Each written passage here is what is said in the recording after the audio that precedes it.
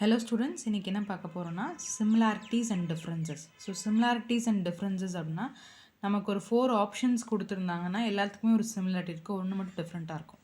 ஓகேங்களா? ஸோ அதுதான் பார்த்தீங்கன்னா similarities and differences. இதுக்கு நம்ம கொஞ்சம் எக்ஸாம்பிள்ஸ் பார்க்கலாம். ஓகேங்களா? ஸோ ஃபர்ஸ்ட் ஒன் பார்த்தீங்கன்னா A Kenya, B Brazil, C Colombia, D Turkey.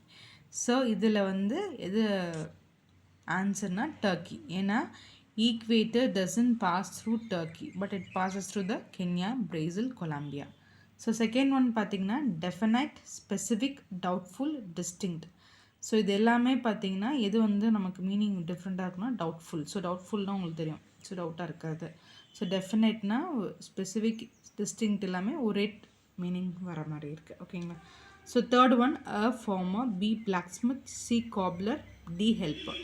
So இதோட ஆன்சர் பார்த்தீங்கன்னா ஹெல்ப்பர். ஏன்னா இப்போ ஃபார்மருங்கிறது ஒரு தனி ப்ரொஃபஷன், பிளாக்ஸ்மித்துங்கிறது தனி ப்ரொஃபஷன், காப்லருங்கிறது தனி ப்ரொஃபஷன், பட் ஹெல்ப்பருங்கிறது என்ன ப்ரொஃபஷனில் வேணால் இருக்கலாம். ஓகேங்களா? ஸோ நெக்ஸ்ட்டு பார்த்தீங்கன்னா mercury, gold, silver, copper. So இதில் வந்து ஆன்சர் பார்த்தீங்கன்னா மெர்க்குரி. ஏன்னா mercury use in a liquid form. ஓகேங்களா? ஸோ இது வரைக்கும் பார்த்த டாபிக்ஸ்க்கு வீடியோ வந்து நான் டிஸ்கிரிப்ஷனில் லிங்க் கொடுக்குறேன், போய் பாருங்கள். ஸோ இப்போ பார்த்திங்கன்னா ஒரு 2 to 3 டாபிக்ஸ் தான் நமக்கு இருக்குது இன்டெலிஜென்ஸ் அண்ட் ரீசனிங்கில். ஸோ பார்க்காதவங்க ஃபஸ்ட்லேருந்து பாருங்கள், சப்ஸ்கிரைப் பண்ணிவிட்டு பாருங்கள். ஓகேங்களா? அப்போ தான் நான் போடுற வீடியோஸ் உங்களுக்கு உடனே வரும். ஸோ ஏதாவது டவுட்ஸ் இருந்தாலும் கமெண்ட் செக்ஷனில் கமெண்ட் பண்ணுங்கள். Thank you students.